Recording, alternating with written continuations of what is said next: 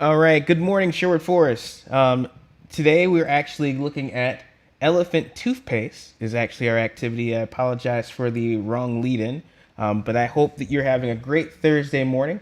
This is Thursday, June 18th, 2020. Let's go through a quick rundown of what's going on this day. All right, so today we at State Camp Live, we've got Elephant Toothpaste with Aliyah.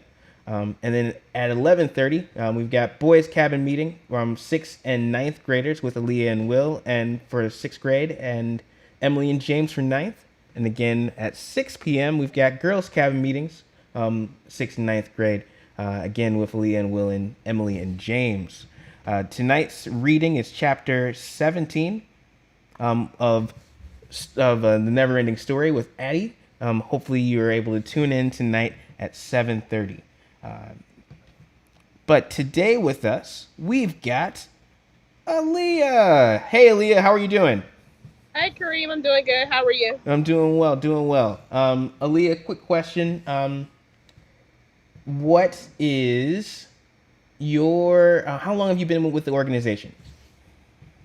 So I've been working year round for about almost 2 years now. It'll be 2 years in November. But Mm-hmm. I've been a part of Sherwood for I think 18, 17 years. So I started as a camper and then I was seasonal staff for about 6 summers and Mm-hmm. I've been year round now for almost 2 summers. Oh, fantastic. So 17, 18 years, huh? So who's the one staff member that you maybe have known since they've started working here too? Like as Uh, long as you have been here. as long I've known It's, you probably since I've been here, for mm-hmm. sure. And as well as Darnell when he first started, Mm-hmm. I remember him. And then Cedric, I don't remember Cedric worked at his first summer as a kitchen staff, but as long as I can remember being around Cedric. You got some friends over there? Who you got? I am hanging out in the backyard studio, so we have Zara and Boat with us, as well as some other neighborhood dogs. Oh, that's always good. So what are we doing today? What is this? So today we're going to be making elephant toothpaste, which is essentially a chemical reaction that combines hydrogen peroxide, Mm-hmm. Dawn dish soap, and yeast. And pretty much the big component is the hydrogen peroxide. So as you all know, hydrogen peroxide can be used to like clean up scrapes and cuts and different things like that. So it's a really like common year-round product that a lot of people have in their household. Mm-hmm. And it's actually a chemical compound, hydrogen, so hydrogen, as well as the oxygen molecules that make up the compound, which creates hydrogen peroxide. Oh, that's cool. Uh, is it hard to get hydrogen peroxide right now? It is so hard to get hydrogen peroxide right now. I think with everything just going on, it's been very hard to keep them on the shelves. I actually shout out to Lauren for helping me find all of these things. She has them all around her house, so I was able to borrow some. But if you guys at home want to do this activity, I suggest wait maybe a few weeks and then go into the store. I'm sure they'll be in stock then. Yeah, what I was reading is that they actually were using hydrogen peroxide and rubbing alcohol as ingredients for homemade disinfectants. So that's the reason why they were out of stock on the shelves. You couldn't find them because people were using them to make these homemade versions of cleaners and things like that. Oh, that's very interesting. I didn't know that, but it makes sense. It definitely makes sense for sure. Cool. Kelly's got a question before we get started. Did you always know that you wanted to work at camp? Um, Not really. So a lot of times I say I didn't really know that it was possible to have a career in camping. I actually was a marketing major, Mm-hmm. and I picked marketing because I really liked working with groups of people and being a part of a team. And I figured that marketing, there's so many different avenues that you can take in that field. So I really didn't like seem possible to me until the opportunity presented itself. And then once the opportunity presented itself, then I like jumped on it. And luckily, I was blessed to be hired on. So not Yeah, all the way I didn't know was possible, but obviously it was always a dream when you grow up loving something so much. that's absolutely true, and that's part of the reason why I continue to work at camp too. Is it's this. home away from home, and I didn't know that there were jobs or things available in that nature, and it's really cool. All right, so let's hear about these projects. So how much are we putting in of each thing? Okay, so I'm gonna start off with a small one. For the small one, I'm probably only gonna use. I'm gonna eyeball it because I have the measurements out for the later one. But for this Mm-hmm. one, I'm probably gonna put a little less than like a third of cup of hydrogen peroxide. So the hydrogen peroxide, like I said before, it is made up of hydrogen and oxygen molecules, and it's actually put in like stored in darker containers because once it's exposed to light, it starts to break down. Oh, So when it breaks down, it takes a really, really long time for that breakdown of the molecules and chemicals to happen. But when you put in the agent of yeast, it breaks it down really quickly, which I'll discuss in a second. So I'm gonna start by putting my hydrogen peroxide in. Like I said, I'm probably okay, gonna put a little, like around one third of a cup okay. of hydrogen peroxide. So when it breaks down outside of the bottle in that slow process, what does it break down into? It breaks down into hydrogen molecules and oxygen. So hydrogen, which is essentially water molecules, Mm-hmm. and oxygen, which is essentially gas molecules. Okay, so it just becomes regular water. Exactly, essentially. So it doesn't have the same effect of like if you get a cut or a scar, then it will heal it faster. It's kind of just like putting water on a scab or a wound or something like that. Okay. And then I'm gonna put a little of the dish soap in. So this is just used as like an activating agent. Mm-hmm. And this is kind of like, from what I've read, you can put like as much or as little as you want. You can take it out and see like what it creates. But I'm gonna put a little squirt, Just a little dish soap. a little dish soap. Any particular dish soap? Just like Um, I prefer. I'm a Dawn girl, so I always recommend Dawn. okay, And then you want to mix the water, or not the water, the hydrogen peroxide and the dish soap together. If you okay, don't have a spoon, you can just swirl it around like so. all right. And Are there any safety concerns with this? yes, there is safety concerns. So if you're not really familiar with working with hydrogen peroxide, you can use goggles or you can use gloves, but Mm-hmm. you don't want to touch your face. And although it's called elephant toothpaste, you really don't want to consume this because it'll be really bad. Okay. But I am using it because I'm pretty familiar with these items, and I'm not gonna touch my face or my eyes or anything. I'm gonna go and wash my hands after this activity is done. All right. Well, thanks for that. Mhm. So next, in order to make it elephant toothpaste, you Mm-hmm. want to use some food coloring, and you kind of want to I'm just gonna do this one color, so you can just put a few drops and directly into your glass or your container, and then you want to make your yeast mixture. So you're gonna get an empty cup, and I'm gonna use a tablespoon of dry yeast, What is and then yeast? my yeast is something that you can use. I think the most well known is like it's used to make bread. So it's like the Okay. activating agent to help things rise. So the reason why this makes like a foam like mixture is because it has a catalyst in it called catalase, which is Ooh. considered really similar to catalyst, but it's called catalase, which is found in almost all living organisms or all living objects that contain oxygen in it. Oh. Put that in, and then you want to take about 3 tablespoons of water, and you're gonna mix it into the yeast. And then you're just gonna give it a quick stir.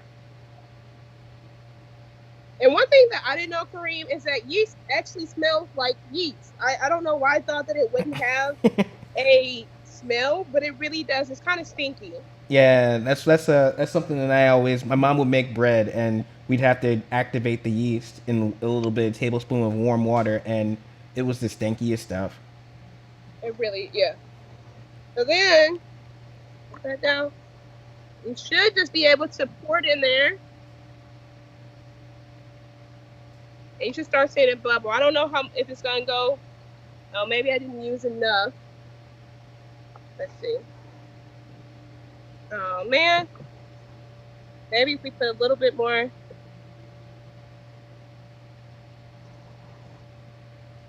There we go. As you can start seeing now, it's starting to rise a little bit more. Hopefully it bubbles up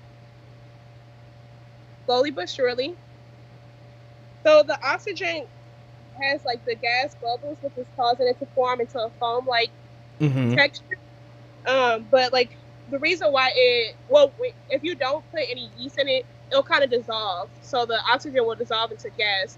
But when you put the yeast in it, the bubbles are kind of trapped inside of Oh, the I mix. see it So now. that is why the foam it like foams up. So as you guys can see now, it's starting to foam up like so. All right. Well, that's cool. Yeah, and there it is. Oh. It's really messy. So if this is something that you want to try at home, make sure that you ask your parents' permission or your guardian's permission, and that it's some space that you don't mind getting messy and you're wearing clothes you don't mind getting messy. Cool. So what is um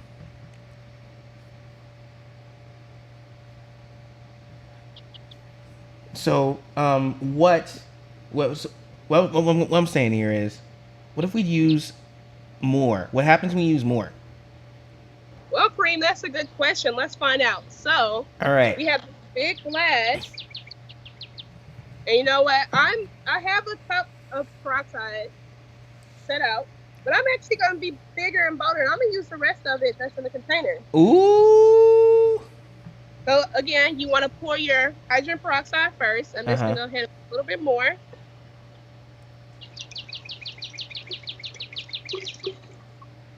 Sorry, Lauren, we used up your peroxide. Yeah, sorry, Lauren. I'll buy you some more. Then you want to take your dish soap and squirt it in. Whoa.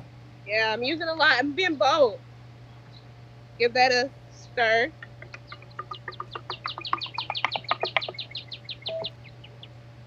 All right. Sorry. And then I'm gonna do different colors this time with the glass. That might be good. You put a couple of different colors in there. It might be hard for us to see. Oh. The last one was a little hard to see because of all the white. Okay. Well, I just put blue. Let me put some yellow. Yellow. That's one of my favorite colors. Really? You remember I didn't those? know You that. remember those yellow Crocs that I used to wear all the time? Oh yeah, I actually really do remember those. Yeah, the campers, y'all hated me for those. Y'all made fun of me so hard. And then Gabe and Sheila stole them from me and took them on a trip around the world and sent me pictures back. That was really horrible. I mean, it was nice. It was very cute. But it was also like, give me my shoes back. This time I'm gonna use 2 tablespoons of yeast, All right. and I'm gonna use 6 tablespoons of water. Fantastic. Look at me, I'm like really just going for it, huh? Yeah, you are. I'm excited to see what happens. I am too. I might take a step back because I don't want it to explode in my face. That would be good. That probably reason why you maybe need to be wearing goggles. Yeah. Are you ready, Kareem? Oh, I'm ready. Hopefully this isn't like a build up and then nothing happens. Oh, Oh, here we go. Look at that. it's going. It didn't shoot up like we wanted it, but Oh, but that's still super cool. can you see the colors? Yeah. Yeah, we can totally see that. That is really neat. Very, very And there cool. you go, that's elephant toothpaste. And fun fact about myself, my favorite animal is an elephant. So All right. I really enjoyed making toothpaste for elephants. Cool. Well, we're going to open up the floor for some questions since you're here and see what we got. Anyone got any questions on Facebook or YouTube? What was your favorite memory in Shire? I'm going to go village by village. Favorite memory in Shire? Oh my gosh. Okay, I don't know if this will be my favorite memory, and I'm calling myself out a little bit, but the one distinct thing that I remember ever happening in Shire is I got upset and I like started trying to run away from camp, and I ran track, so I thought that I was pretty fast, but Aaron Foster was way faster than me, and he Yes, like he started was. chasing me, and he caught me and like calmed me down, And like that is like really the only really memory I remember of like Shire Camp. Except for I also remember like at the time Shire Camp was 12 days and Yeah. you had the opportunity to like go home for a day, repack, and then rejoin for 12 more days. And I Mm-hmm. remember doing that because me and my sister really liked camp. Yeah. So you went to camp with your sister? I did. So I have a twin sister. If the for audience members who don't know, and we kind of went to camp together all the way up into Journey, and then she kind of stopped going to camp. But yeah, so I got to experience camp with her, which was really cool. But also we also had our independence, and like Mm-hmm. we were in different cabins, so it was like good to experience with her, but also like gain the independence as well. Yeah, that must be a really strong thing for a twin. I'm not sure how I would feel in that situation, but being able to share a location with them, but also have your own independence, and that must have been really good for you. Yeah, it definitely really was. It really was. All right. Was there a camper that really impacted you? Says Kelly Finke. I don't think that that's a leading question, but Um, there was so my group of camper. I would say like my group. So I kind of had started having the same group in fifth grade. Um, in the first year, I'm not gonna say they know who they are. They were like so terrible to me, and it really like in the moment it just taught me like looking back, it taught me a lot of like perseverance and like really working through like some of the different issues and topics that come up with campers. mm-hmm. And then the following year, I had the same group of kids for sixth grade, and it was by far like the best summer I've had at camp. They like it was just so much fun. We got to do like a trip together, canoeing and hiking, and all of those different things, and it was so much fun. And it just like propelled me to like keep coming back and keep being a part of that group. Mm-hmm. And it's just really inspiring to like see them all like become like CITs now, and like how they interact with their campers, and like some of the things that I used to do that they do with their campers. And so it's just really special to like kind of share like the bond of being in like a staff member's role now, Mm-hmm. because like obviously campers don't know all the things that goes into being a staff member, Mm-hmm. and like now they get to kind of share that experience as well. Oh, what's your favorite brand of toothpaste? I use is it Colgate? Uh is that the Uh, red box? Colgate is a red box. It is a Yeah, brand that has a red box. Yeah. yeah, that's the one that I use, but I'm not really loyal to toothpaste. I'm pretty cheap, so anything I see like 99 cents or like $1.67, I think that's what it is. That's what I Mm-hmm. usually go. Yeah, I have those old teeth, so I have to use Sensodyne. Um, makes sense. I'm sure Uh, I'll use it too. So, so we kind of touched that already. Let's do you prefer river trips or hiking trips? um, I prefer. That's hard. I think I like both of them for different reasons. Mm-hmm. I would say that I like the challenge of a hiking trip. I think the accomplishment you feel from pushing yourself is really special, and I like kind of being outside and like not necessarily fending for yourself, but having to rely on some of those skills that you learned throughout the years. So I really like hiking trips, but I also like just being able to relax and enjoy like some time and just really getting to like lay on the river and sing songs with campers like really loud, see who hears you from the front or the back. So I would Yeah. say I like like both, but for different reasons. I've always been a big fan of a good hiking trip, mostly because you get to interact with the group and you get to challenge them a little bit and try and get them to, all right, so your job is to get me to point A to point B. I'm following you, but in the whole time in the back of your mind, I know where I'm going. So I'll be able to help them if they run into a struggle, but I want to see them really do it on their own. So that's been a really cool thing for me. Definitely. Favorite activity in all of your years at camp? Favorite activity. Okay, so the activity that I love and I wish that we still did was fun yakking, but like also like mud fights. So when I was a camper, we used to get in Blue Lake and we would straight up have mud fights of like all the I guess like not seaweed, but I guess like all the plants and plantations from the Butter Lake and like the mud and the nasty gritty stuff and like throw it at each other. And I know Ugh. it's gross, but it was like one of the most pure fun I had. Like just like kind of just like not caring like what you look like and just being really dirty. So I really want to do it again at camp, but that's probably one of the, like the most fun activities that I've enjoyed. Oh, so forget Tango Tower, forget hiking, forget All forget tie dye at the art barn. You just want an old fashioned mud fight.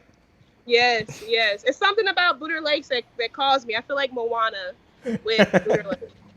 I I really used to. I love the boat regatta. We would do this boat regatta thing where all of the cabin groups would go around and try and find all the best materials to make a boat, and then they would put those materials together and spend like days and days each evening working on it, and then they would do a boat race across the lake with the lifeguards kind of there, just making sure that nobody was like drowning in the lake. Out of these things they found around camp to make a boat out of was the most fun thing ever. The boat regatta.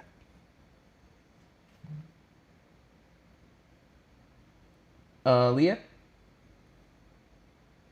Aliyah, are you there? Looks like we've lost her. Yeah. All right. Well, hopefully we'll get her back sometime. But this has been a great show. I hope you enjoyed yourself here on Stay Camp Live. And enjoy the rest of the day. Oh, looks like they're calling back. Oh, there you are. What happened? Ah, sorry, my phone got actually overheated in the sun. So now I'm Oh, just here. I'm just gonna hold it. I'm just gonna hold the phone that makes sense. like this. All right, so we got one more There we go. question. We got one more question for the day, and that is, do you have a piece of advice for current campers? A piece of advice about camp. Uh, yes, I do. I guess my advice for campers would to be like realize that Sherwood is such a special place, and I've seen a lot of people like come and go, but Mm-hmm. it's always going to have a special place in your heart, like no matter what the circumstances might be at home, but like just realizing that you always have a place that you come back to, and you always Mm-hmm. have,